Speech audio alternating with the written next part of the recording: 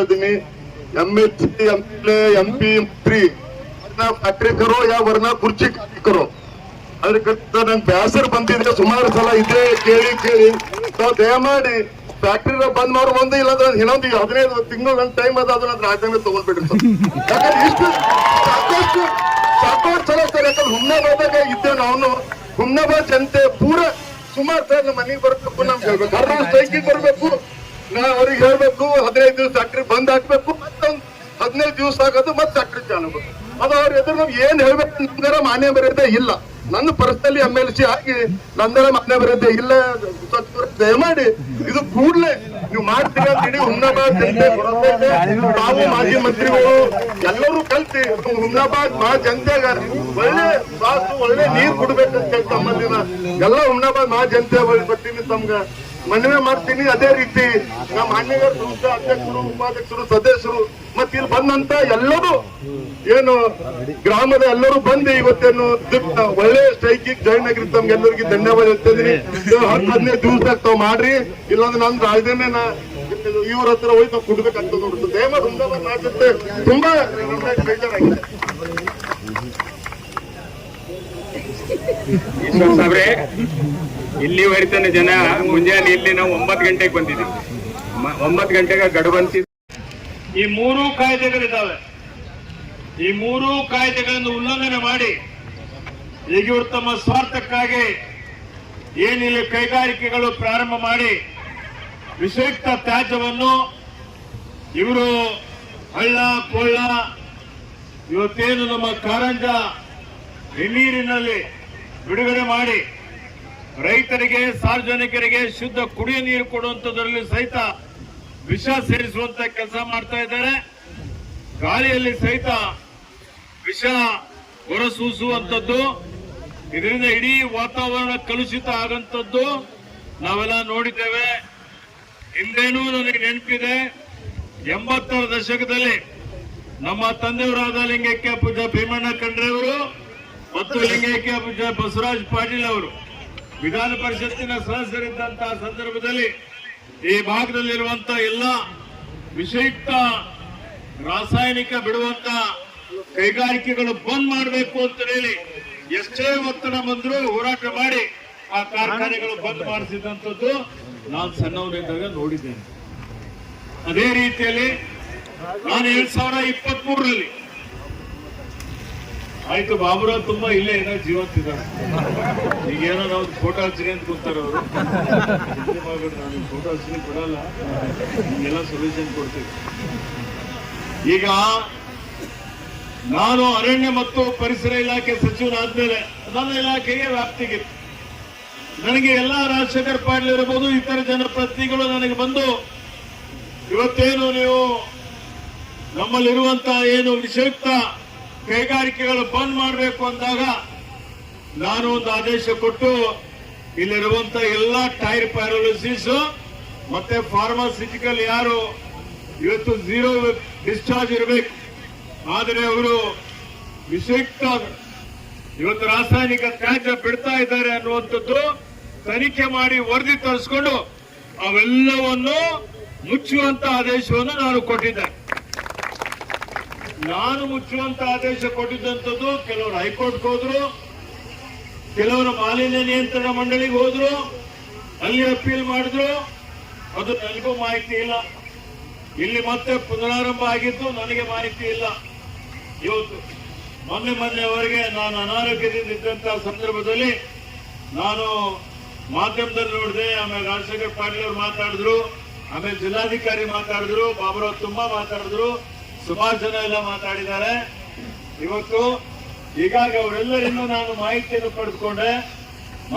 ಪಡೆದುಕೊಂಡು ನಿನ್ನೆ ನಾನು ನೋಡಿದಾಗ ಈ 4 ಕೈಗಾರಿಕೆಗಳು ವಿಷಯುಕ್ತ ತ್ಯಾಜ್ಯ ನಿಮ್ಮ ಪವಿತ್ರವಾದಂತ ಗುರುಗಂಗಾಗೆ ಮಾಣಿಕ್ ಪಬ್ಲಿಕ್ ಸ್ಕೂಲಲ್ಲೇ ನಾನು 1 ವರ್ಷ ವಿದ್ಯಾಭ್ಯಾಸ ಮಾಡಿದ್ದೇನೆ. 5ನೇ ತರಗತಿ ಸುಮಾರೀಗ 55 ವರ್ಷ ಮೇಲೆ ಆಯ್ತು. ಬಗ್ಗೆ ನನಗೂ ಆ ಒಂದು ಸಂಸ್ಥೆ ಬಗ್ಗೆ ಅಪಾರವಾದಂತ ಒಂದು ನಂಬಿಕೆ ಇದೆ, ವಿಶ್ವಾಸ ಇದೆ. ದೊಡ್ಡ ಮಹಾರಾಜರ ಜೊತೆಯಲ್ಲಿ ಬಹಳಷ್ಟು ಅವೆಲ್ಲ ಅನೇಕ ಸಲ ಹೋಗಿ ಅವರ ಮಾರ್ಗದರ್ಶನವನ್ನು ಪಡೆದಿದ್ದೇವೆ. ಹೀಗಾಗಿ ಆ ಒಂದು ಏನು ಹಳ್ಳ ಇದೆ ಅದರ ಶುದ್ಧ ಬೇರೆ ಮತ್ತು ಅದರ ಪಾವಿತ್ರ್ಯತೆ, ಅದರ ಸ್ವಚ್ಛತೆ ಕಾಪಾಡಿಕೊಂಡು ಹೋಗುವಂಥದ್ದು ಆ ಸುತ್ತಮುತ್ತಲ ಹಳ್ಳಿಯವರೇನಿದ್ದೀರಿ ಎಲ್ಲರಿಗೂ ಬದುಕು ಕಟ್ಟಿಕೊಡುವಂತ ಕೆಲಸ ಇವತ್ತು ಸರ್ಕಾರದಿದೆ. ಹೀಗಾಗಿ ಯಾವುದೇ ರೀತಿಯ ಮಾಲಿನ್ಯ ಇರಲೇಬಾರದು. ಆದ್ರೆ ಈ ಕೈಗಾರಿಕೆಗಳು ಅಧಿಕಾರ ಅಂದ್ರೆ ಏನು ಅವ್ರಿಗೆ ಪರವಾನಗಿ ಸಿಕ್ಕಿತ್ತು ಅದನ್ನು ದುರುಪಯೋಗ ಮಾಡಿಕೊಂಡಿದ್ದಾರೆ. ಹಿಂಬಾಗಿಲಿನಿಂದ ನಮಗೂ ಸಹಿತ ಮಾಹಿತಿ ಇಲ್ಲದ ರೀತಿಯಲ್ಲಿ ಹೈಕೋರ್ಟ್ ಹೋಗಿ ಇವತ್ತು ಮಾಲಿನ್ಯ ನಿಯಂತ್ರಣ ಮಂಡಳಿಗೆ ಹೋಗಿ ಇವತ್ತು ಅವರು ಪರವಾನಗಿಯನ್ನು ತೆಗೆದುಕೊಂಡು ಬಂದಿದ್ದಾರೆ ಅನ್ನುವಂತ ಒಂದು ಮಾಹಿತಿ ನನಗೆ ಇದೆ. 4 ಕೈಗಾರಿಕೆಗಳನ್ನು ಮುಚ್ಚಲಿಕ್ಕೆ ಆದೇಶ ಕೊಟ್ಟಿದ್ದೇವೆ. ನಿನ್ನೆನೆ ಬಂದು ಜಿಲ್ಲಾಧಿಕಾರಿಗಳ ಜೊತೆಲಿ ಮಾತನಾಡಿ ನಿನ್ನೆ ರಾತ್ರಿವರೆಗೆನೆ ಮುಚ್ಚುವ ಆದೇಶ ಆಗಬೇಕು ಅಂತೇಳಿ ಅದಕ್ಕೆ ಸೀಲ್ ಮಾಡುವಂತ ಕೆಲಸ ಮಾಡಿದ್ದೇವೆ. ಈಗ ಇನ್ನಿತರ ಏನು ರಾಸಾಯನಿಕ ವಿಷಯುಕ್ತ ತ್ಯಾಜ್ಯ ಹಳ್ಳಗಳಿಗೆ ಬಿಡುವಂತ ಕೈಗಾರಿಕೆಗಳಿದಾವೆ.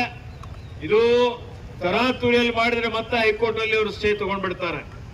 ಹೀಗಾಗಿ ನಾನು ಈಗಾಗಲೇ ಮಾಲಿನ್ಯ ನಿಯಂತ್ರಣ ಮಂಡಳಿ ಅಧ್ಯಕ್ಷ ಶ್ರೀನಿವಾಸುಲಿಗೆ ಮಾತನಾಡಿದ್ದೇನೆ ದೂರವಾಣಿ ಮುಖಾಂತರ. ನಮ್ಮ ಅಧಿಕಾರಿನೇ ಇದ್ದಾರೆ ಅವರು. ಹಿಂದೆ ನಾನು ಅರಣ್ಯ ಇಲಾಖೆ ಸಚಿವನಾಗಿದ್ದೆ. ಇವತ್ತು ಅವರಿಗೆ ಮಾತನಾಡಿ ಹೇಳಿದ್ದೇನೆ. ಇವತ್ತು ಹೇಳಿ ಅವರಿಗೆ ವಿಶೇಷವಾಗಿ ನಾನು ತತ್ಕ್ಷಣವೇ ಈ ಎಲ್ಲಾ ಕೈಗಾರಿಕೆಗಳ ಬಗ್ಗೆ ಒಂದು ವರದಿಯನ್ನು ತರಿಸಿಕೊಂಡು ಇವತ್ತು ತನಿಖೆ ಆದೇಶ ಮಾಡಿ ಅಂತ ಹೇಳಿದ್ದೇನೆ. ಅದಕ್ಕೆ 15 ದಿವಸದಲ್ಲಿ ವರದಿ ಬರುತ್ತೆ. 15 ದಿವಸದ ಒಳಗಾಗಿನೂ ಅದ್ರ ಮೇಲೆ ಪೊಲ್ಯೂಷನ್ ಕಂಟ್ರೋಲ್ ಬೋರ್ಡ್ ಅಧಿಕಾರಿಗಳು ನಿಗಾ ಇಕ್ತಾರೆ. ಒಂದೇ ಒಂದು ಹನಿನೂ ವಿಷ ಯುಕ್ತವಾದಂತಹ ತ್ಯಾಜ್ಯ ಬಿಟ್ರೆ ಇಲ್ಲೇ SP ಇದ್ದಾರೆ ಪ್ರದೀಪ್, ಇವತ್ತು ಹೇಳಿದ್ದೇನೆ ಅವರಿಗೆ ಕ್ರಿಮಿನಲ್ ಮೊಕದ್ದಮೆ ಹಾಕಿ ಎಷ್ಟೇ ದೊಡ್ಡ ವ್ಯಕ್ತಿ ಇದ್ರು ಅವನಿಗೆ ಜೈಲಿಗೆ ಕಳಿಸಬೇಕು ಅನ್ನುವಂತ ಆದೇಶವನ್ನು ಸೂಚನೆಯನ್ನು ಕೊಟ್ಟಿದ್ದೇನೆ.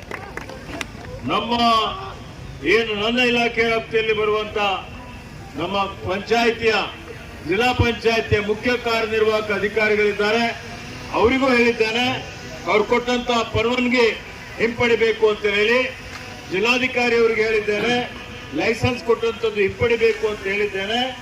ಹೀಗಾಗಿ ನೀವೆಲ್ಲ ಏನು ಬಯಸ್ತಾ ಇದ್ದೀರಿ ಇದಕ್ಕೆ ಶಾಶ್ವತವಾದಂತಹ ಪರಿಹಾರ ಕಂಡುಕೊಳ್ಳಬೇಕು ಅನ್ನುವಂಥದ್ದು. ಇದಕ್ಕೆ ಇವತ್ತು ನನ್ನ ಮಾತಿದೆ. ಭೀಮರಾವ್ ಪಾಟೀಲ್ ಮಾತಾಡ್ತಾ ಇದ್ದಾಗ ನಾವು ರಾಜೀನಾಮೆ ಕೊಡ್ತೀವಿ ಅಂತ ಹೇಳಿದ್ರು. ನಿಮಗೆ ರಾಜೀನಾಮೆ ಕೊಡ್ಲಿಕ್ಕೆ ನಾವು MLC ಮಾಡಿಲ್ಲ, ನಿಮ್ಗೆ ಸೇವೆ ಮಾಡ್ಲಿಕ್ಕೆ MLC ಮಾಡಿದ್ದೇವೆ. ಹೀಗಾಗಿ ರಾಜೀನಾಮೆ ಕೊಡುವಂತ ಪ್ರಸಂಗ ಬರೋದಿಲ್ಲ. ಇವತ್ತು ಅದರ ಪೂರ್ವದಲ್ಲಿ ಎಲ್ಲಾ ಕೈಗಾರಿಕೆಗಳ ಮೇಲೆ ಕ್ರಮ ತೆಗೆದುಕೊಂಡು ಇವತ್ತು ಬಹಿರಂಗವಾಗಿ ಪಬ್ಲಿಕ್ ಡೊಮೈನ್ ಅಲ್ಲಿ ಸಾರ್ವಜನಿಕರ ಗಮನಕ್ಕೆ ಇರಬೇಕು. ಯಾವ್ದಾದ್ರು ಅವ್ರು ಏನ್ ಮಾಡಿದ್ದಾರೆ, ಏನ್ ನಿಯಮ ಇದೆ ಎಲ್ಲವನ್ನು ನಿಮ್ಮ ಸಮಕ್ಷಮದಲ್ಲಿನೇ ಇವತ್ತು ಕ್ರಮವನ್ನು ತೆಗೆದುಕೊಂಡು ನಿಮ್ಗೆ ಶಾಶ್ವತವಾದಂತಹ ಒಂದು ಪರಿಹಾರ ನಮ್ಮ ಸರ್ಕಾರ ಕೊಡ್ತದೆ, ನಾವು ಕೊಡ್ತೇವೆ, ನಮ್ಮೆಲ್ಲ ಮುಖಂಡರುಗಳು ಕೊಡ್ತಾರೆ ಅನ್ನುವಂತ ಒಂದು ಭರವಸೆಯನ್ನು ಈ ವೇದಿಕೆ ಮುಖಾಂತರ ನಾನು ತಮ್ಮೆಲ್ಲರಿಗೆ ಕೊಡ್ಲಿಕ್ಕೆ ಇಷ್ಟಪಡ್ತಾ ಇದ್ದೀನಿ. ಅದಕ್ಕೆ ನಿಮ್ಮ ಆರೋಗ್ಯದ ಬಗ್ಗೆ ನಮಗೆ ಕಳಕಳಿ ಇದೆ, ಕಾಳಜಿ ಇದೆ. ನಾನು ಮುಖ್ಯಮಂತ್ರಿಗಳಿಗೆ, ಉಪಮುಖ್ಯಮಂತ್ರಿಗಳಿಗೆ, ಎಲ್ಲ ಸಚಿವ ಸಂಪುಟ ಸದಸ್ಯರುಗಳಿಗೆ ಇದೆ, ಇಲ್ಲಿರುವಂತಹ ರಾಜಶೇಖರ್ ಪಾಟೀಲ್ ಅವರಿಗೆ, ಇಲ್ಲಿರುವಂತಹ ಜನಪ್ರತಿನಿಧಿಗಳಿಗೆ ಎಲ್ಲರನ್ನೂ ವಿಶ್ವಾಸದಲ್ಲಿ ತೆಗೆದುಕೊಂಡು ಇವತ್ತು ಈ ಒಂದು ಕೈಗಾರಿಕೆಗಳಿಗೆ ಮಾಲಿನ್ಯಕ್ಕೆ ತ್ಯಾಜ್ಯ ಬಿಡುಗಡೆ ಆಗ್ತಾ ಇದೆ, ನಿಮ್ಗೇನು ತೊಂದರೆ ಆಗ್ತಾ ಇದೆ, ಅದಕ್ಕೆ ಶಾಶ್ವತ ಪರಿಹಾರ ಕೊಡ್ತೀವಿ ಅನ್ನುವಂತ ಒಂದು ಭರವಸೆಯನ್ನು ಕೊಟ್ಟು ಇವತ್ತು ತಾವೆಲ್ಲ ದಯವಿಟ್ಟು ನಾನು ಖುದ್ದಾಗಿ ಬಂದಿದ್ದೇನೆ, ನಿಮ್ಗೆ ಭರವಸೆಯನ್ನು ಕೊಟ್ಟಿದ್ದೇನೆ. ಕೊಟ್ಟ ಮಾತಿನಿಂದ ಹಿಂದೆನೂ ನಡೆದಿದ್ದೇವೆ. ಹೇಳಿದ್ದೇನಲ್ಲ ಈಗಲೂ ಹೇಳಿದ್ದೇನೆ, ನಿಮ್ಗೆ ಪರ್ಮನೆಂಟ್ ಸೊಲ್ಯೂಷನ್, ಶಾಶ್ವತವಾದಂತಹ ಪರಿಹಾರ ನಿಮ್ಗೆ 15 ದಿವಸದಲ್ಲಿ ಕೊಡ್ತೇವೆ.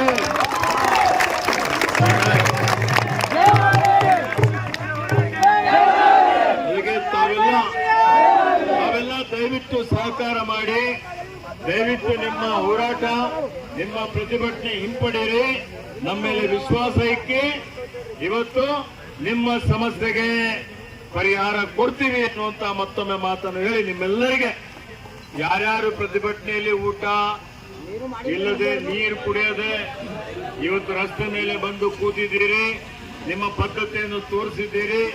ಶಾಶ್ವತವಾದಂತಹ ಪರಿಹಾರಕ್ಕೆ ನೀವೆಲ್ಲ ಸಾಕ್ಷಿಯಾಗಿದ್ದೀರಿ. ಮುಂದೆ ಯಾರೇ ಬಂದು ಹೇಳ್ಬೋದು, ನೀವು ಪ್ರತಿಭಟನೆ ಮಾಡಿದ್ದೀರಿ, ಹೀಗಾಗಿ ನಿಮ್ಗೆ ಶಾಶ್ವತ ಪರಿಹಾರ ಸಿಕ್ತು ಅಂತ ಹೇಳಿ ಆ ಒಂದು ನಿಮ್ಗೆ ಸಿಗ್ತದೆ. ನಮಗೆ ಸರ್ಕಾರಕ್ಕೆ ಟ್ಯಾಕ್ಸ್ ಹಾಕಿ ಮತ್ತೊಂದಾಗಲಿ ಅವಶ್ಯಕತೆ ಇಲ್ಲ. ನಿಮ್ಮ ಆರೋಗ್ಯ ಮುಖ್ಯ. ಭವಿಷ್ಯ ನಿಮ್ಮೆಲ್ಲರಿಗೆ ಧನ್ಯವಾದಗಳನ್ನು ಹೇಳಿ ತಾವೆಲ್ಲ ತಮ್ಮ ಪ್ರತಿಭಟನೆ ಈಗ ಹಿಂಪಡಿಬೇಕು ಅಂತ ಮತ್ತೊಮ್ಮೆ ವಿನಂತಿ ಮಾಡಿ ನಾನು 2 ಮಾತುಗಳನ್ನು ಮುಗಿಸ್ತೇನೆ. ಜೈ ಹಿಂದ್, ಜೈ ಕರ್ನಾಟಕ. ಧನ್ಯವಾದಗಳು. ಮಾನ್ಯ ಸಚಿವರಿಗೆ ಈ ಪ್ರತಿಭಟನೆ ಈ ಎಲ್ಲ ಜನರ ಪರವಾಗಿ ಎಲ್ಲರ ಪರವಾಗಿ ವಿಶೇಷವಾಗಿ ಈಶ್ವರ್ ಖಂಡ್ರೆ ಸಾಹೇಬರಿಗೆ, ರಾಜಶೇಖರ್ ಪಾಟೀಲ್ ಅವರಿಗೆ, ಎಲ್ಲ ಡಿಸಿ ಅವರಿಗೆ, ಭೀಮರಾವ್ ಪಾಟೀಲ್ ಅವರಿಗೆ, ಎಲ್ಲರಿಗೆ SP ಸಾಹೇಬರಿಗೆ ಎಲ್ಲರಿಗೂ ಧನ್ಯವಾದವನ್ನು ತಿಳಿಸುತ್ತೇನೆ. अभी सुनिए सुनिए सुनिए अभी ऑनरेबल मिनिस्टर जो है बहुत ही स्पष्ट शब्दों में बड़ा स्पष्टವಾಗಿ ಅವರು ಹೇಳಿದ್ದಾರೆ. 15 ದಿನಗಳಲ್ಲಿ ಶಾಶ್ವತ ಪರಿಹಾರವನ್ನು ಹೇಳಿದ್ದಾರೆ. ಅವ್ರ ಮಾತಿನ ಮೇಲೆ ನಮಗೆ ವಿಶ್ವಾಸ ಇದೆ. ಅವ್ರ ಮಾತಿನ ಮೇಲೆ ನಮಗೆ ವಿಶ್ವಾಸ. ಖರೀದಿಸುವ ಪ್ಲಾನ್ ಇರುತ್ತೀರಾ? ಹಾಗಾದ್ರೆ ಕೇತಕಿ ಡೆವಲಪರ್ಸ್ ನಲ್ಲಿ ಮೂಲಭೂತ ಸೌಕರ್ಯಗಳುಳ್ಳ CC road, footpath, garden, under drainage, water supply, ಉತ್ತಮ ಪರಿಸರವುಳ್ಳ ಫ್ಲಾಟ್ಸ್ ಲೇಔಟ್ ಲಭ್ಯ. ಬೀದರ್, ಹುಮ್ನಾಬಾದ್ ಸೇರಿದಂತೆ ಹಲವು ಭಾಗಗಳಲ್ಲಿ ಸುಂದರ ಲೇಔಟ್ಗಳಿದ್ದು ಅತ್ಯುತ್ತಮ ಬೆಲೆ, EMI ಸ್ಕೀಮ್ಸ್ ಅನ್ನು ಲಭ್ಯ. ಹಾಗಿದ್ರೆ ತಡೆಯಾಕೆ? ಹಿಂದೆ ಸಂಪರ್ಕಿಸಿ 7676474747 MD ಸಂಗಮೇಶ್ ಚಿದ್ರಿ, ಹುಮ್ನಾಬಾದ್. ಗ್ರಾಹಕರ ಸ್ಯಾಟಿಸ್ಫ್ಯಾಕ್ಷನ್ ನಲ್ಲಿ ನಂಬರ್ 1 ತೃಪ್ತಿಕರ ದೈಹಿಕವಾದ ಹುಮ್ನಾಬಾದ್ನ SV TVS ಶೋರೂಮ್ ನಿಮಗಾಗಿ ತರುತ್ತಿದೆ ಹೊಸ ಮಾಡೆಲ್ಗಳ ಹೊಸ ಬೈಕ್ಗಳು. ಇಲ್ಲಿ TVS ನ ಸ್ಪೇರ್ ಪಾರ್ಟ್ಸ್ ಹಾಗೂ ಸರ್ವಿಸ್ ಕೂಡ ಲಭ್ಯ. ಹಾಗಿದ್ರೆ ತಡೆಯಾಕೆ? ಹಿಂದೆ ಭೇಟಿ ನೀಡಿ. ನಾಗಲಕ್ಷ್ಮಿ ದಾಬಾ ಹತ್ತಿರ, ಗುಲ್ಬರ್ಗಾ ರೋಡ್, ಹುಮ್ನಾಬಾದ್. ಹೆಚ್ಚಿನ ಮಾಹಿತಿಗಾಗಿ ಸಂಪರ್ಕಿಸಿ 8494951009.